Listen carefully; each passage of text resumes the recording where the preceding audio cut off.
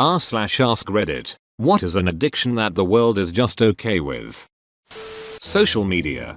This might be too recent to have caused real waves, but I am pretty sure that in a couple of years you'll have to accept the consequences every time you log in. A few years later, social media sites will all have to have standard khaki pack sites and big bold horrifying message everywhere. I really believe that in a few years, social media login pages will have warnings like cigarette packs in Canada. Warning: the use of these sites has been linked to depression, anxiety, insomnia. Please enter at your risk, or something to that effect. Sugar. Dude, I work at a certain large coffee chain and most people who think they're addicted to caffeine are actually addicted to sugar. Unless you are ordering an iced hot coffee, cold brew or espresso, the amount of coffee in the drinks you are ordering is minuscule. Sure, it will offer you a little caffeine, but if you are consistently getting a white chocolate mocha every day and thinking you need your coffee fix, it's not the coffee you're needing. Someone once said that Starbucks is a milk delivery system. I think a lot more people are addicted to alcohol than we care to admit. I'm an alcoholic and I'm struggling with it because it's so normalized. All of my work buddies just want to go out and drink after work around the weekends. I go visit my girlfriend at work, it's at a bar and everybody's drinking. They sell alcohol in like every corner store. It's passed off as a sophisticated hobby. I go 2 months without having a single drink and then I have a pop and can't stop kind of drinking habit, so it can get dark pretty fast. I'll be fine for the first couple days doing it, and then after like day 4 I'm pretty much having an emotional outburst. Normally it's my girlfriend who comes home to find me F up. It is a sad degenerative disease and I wish I didn't have it, and I wish I would have learned better communication and coping skills earlier in life. Edit. Thanks for the support, guys. I think I'ma try that medication and abuse that one chick suggested. No more Jekyll and Hyde. Def am checking out that sub as well about not drinking today. You're not alone. Come to r/stop drinking. No rules. Just people helping people. I was lost until I found these guys. I won't wit. Ambien. I work as a pharmacist and it blows my mind that so many prescribers write for it too often. It's got to be one of the most incorrectly prescribed medications out there. To stop taking it is a rough process. Frowning face. Weeks of little to no sleep until your body figures out how to sleep again. My grandma took that once. She said she woke up to find that she had broken some glasses in the kitchen, somehow not cutting herself, thankfully, and had injuries to indicate she had fallen pretty hard at some point. She's not sure if she stayed in the house or not or how she got back to bed. That stuff is awful. She said never again will she take it.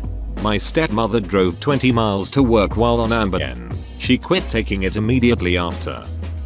24-hour news cycles.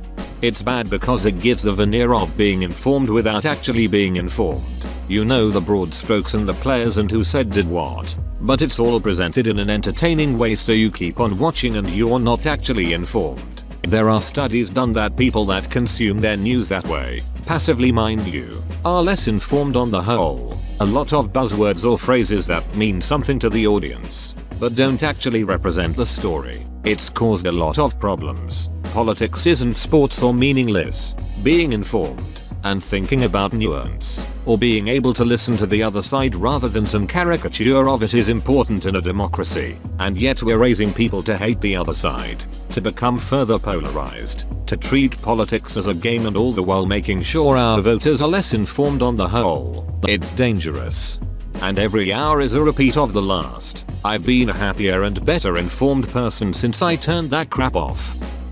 Phone addictions when it's parents instead of kids. True. I'm a new parent and currently trying to fight my addiction to my phone. I never realized how bad it had got until recently. My Sil crochets instead of playing on her phone. It's very hard to get a hold of her through text because she's hardly on her phone at home. She tried to teach me so I'd have a better hobby than mobile games, but I'm convinced it's witchcraft. Shopping. Dealt with this a few years back. Probably because I started getting some fine lines and I thought expensive makeup and new clothes would make me feel better. Yeah, it didn't. Just added some stress to my life and relationship because of money stuff. Don't fall for this easy trap, ladies and gents. I know the pressure is big, but it's really okay and quite normal to age. My mom died of pancreatic cancer right before her 53rd birthday. 2 years later, I got breast cancer at 37. Losing my mom at such a young age and then having my own life threatened in a similar way was a paradigm shift. My most recent birthday was a different experience because instead of a damn, I'm getting older, my skin isn't so supple, I have laugh lines, my body is worn down, etc. I saw the passing of time as a gift because I'm surviving. I get to age. Not everyone does. I'm getting to see my kids grow up and they get to see me age. My 12-year-old grew taller than me this summer. Granted, I'm short, and I'm just so lucky I get to be here for it. More grey hairs mean more time with my kids. More laugh lines mean more joy with them. I know that very old age won't be kind to me. I also have lupus. But for now I take the signs of aging almost like markers in a marathon or like milestones. I've made it to 38 and I'm hoping to make it to 39. Caffeine. We've normalized caffeine addiction to stay awake and look down on adults who say they had a nap. Seems backwards. Caffeine or a nap? To that I say, both please. Coffee. Yep, people are just casually like I can't function without a cup and then deny they're addicted. Joke's on you. I can't function even with a cup.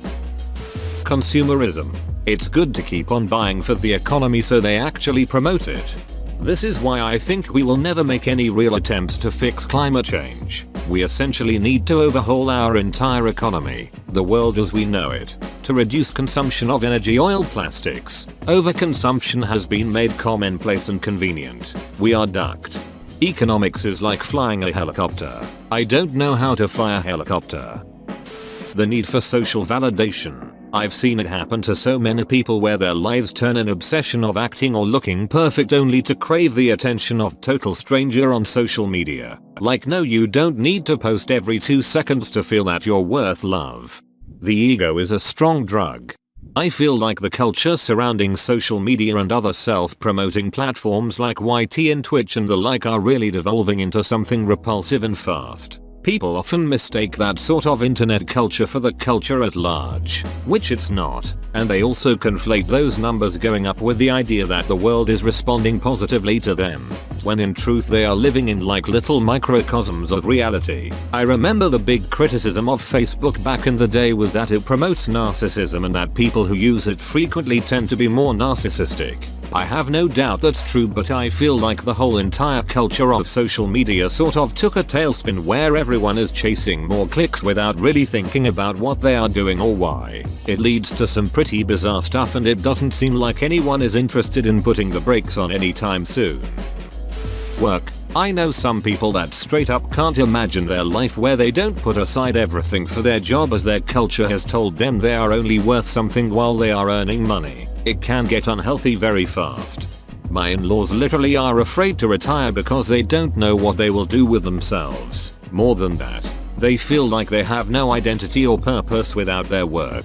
It's insane to me because I'm 30 and feel the complete opposite. To me, work is what keeps me from being who I want to be and sound all the things I want to do. It keeps me stuck in a routine that only serves to make me a better worker and worse at everything else. It's really sad to me that if they didn't have their set tasks for the day and revolve their lives around doing those tasks, they wouldn't even try to find something else that actually fulfills them. They just want to find another set of tasks. That's a level of broken that has essentially removed the human qualities of life, and I do blame the system and our culture for promoting that.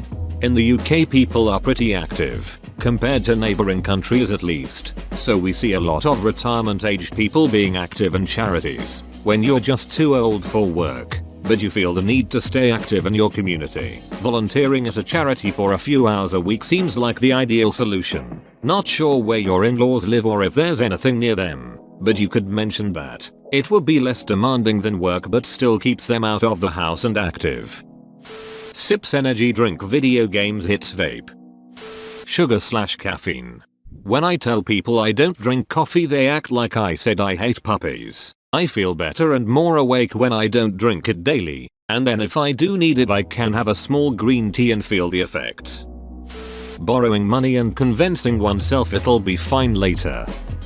Celebrities. I've never understood being obsessed with someone who is no different than you. They're no different yet living such different lives. It's the vicariousness of it. My fiancée is an actress, extra mostly, occasional minor roles, and she's worked with a lot of models and up and coming types. One of those worked as a brand ambassador for Dior or something.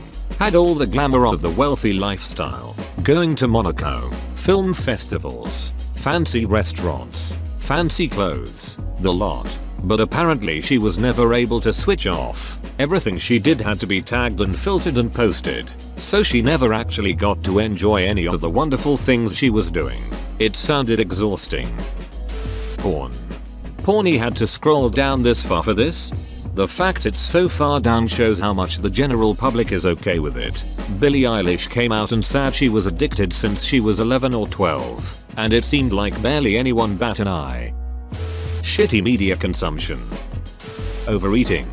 Yeah, though this is in large part due to eating foods that don't make you feel full, especially highly processed foods. Vegetables are really good for this, cause you start to feel full when you actually are full. Plus they also have lots of vitamins.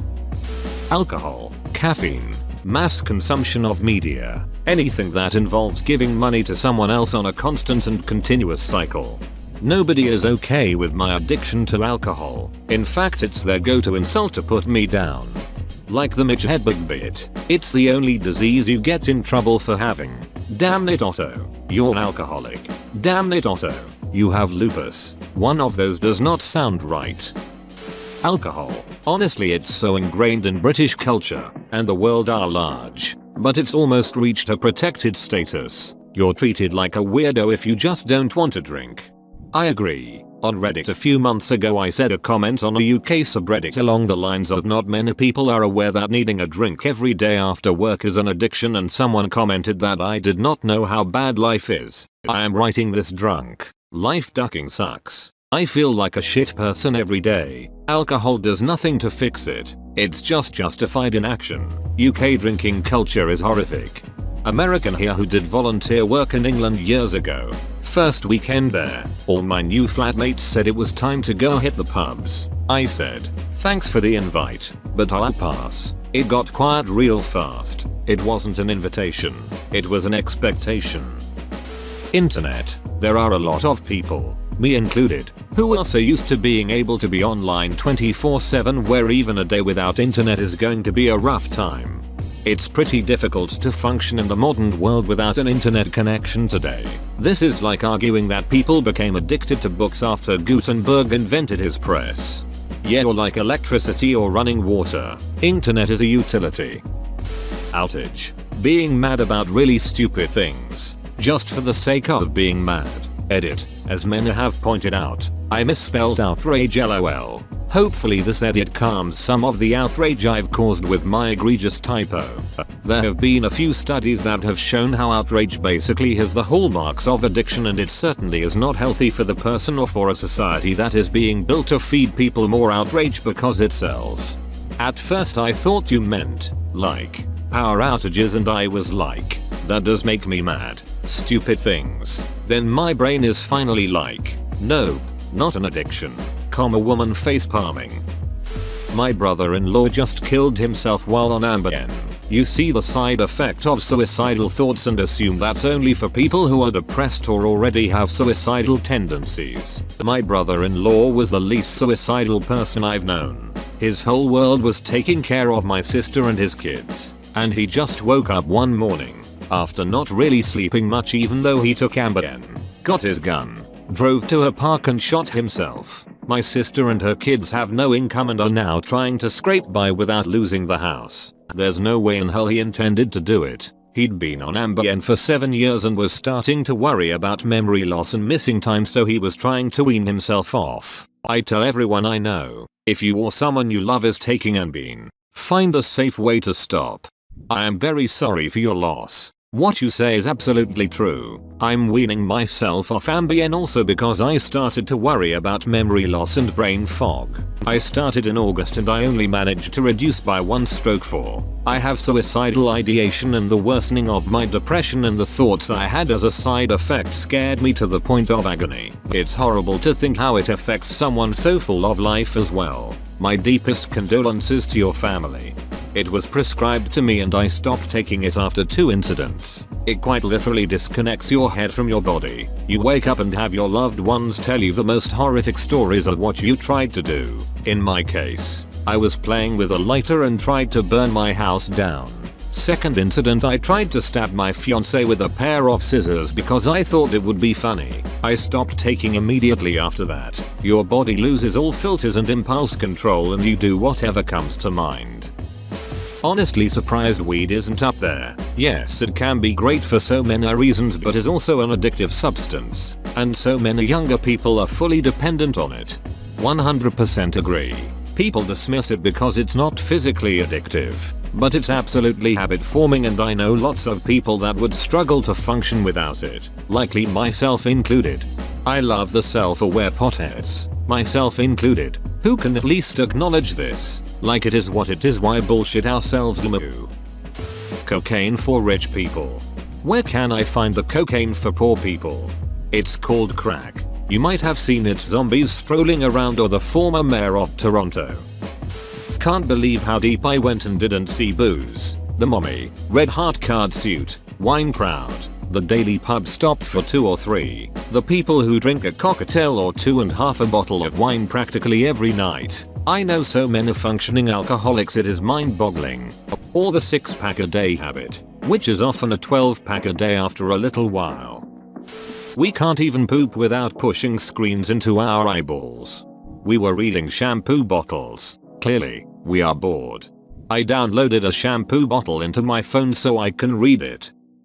Work. Everyone praises someone who works extra hours and earns more money. The downside is that person will miss out on living, friendships and relationships. Workaholic. TikTok. This'll probably get downvoted, but marijuana, although it may not cause deaths directly and is good for some medicinal purposes, some people take it too far and let it interfere with their lives. Greed and the acquisition of wealth and possessions. Smoking. It's such a huge business and the tobacco lobby is so powerful, it will never really stop. Nicotine products. Video game addiction. Alcohol. We talk a lot of game about how bad alcoholism is, but drinking is such a social expectation that you almost get judged just as much for not wanting to touch the shite. Then we see a bunch of wine mom memes going across Facebook and just kinda don't question it. Oh, and caffeine. Whoa, you made it to the end? You're a ducking beast. I'll cut you a deal. Smash like and subscribe for more curated content, bruh. It's free and that's a great price.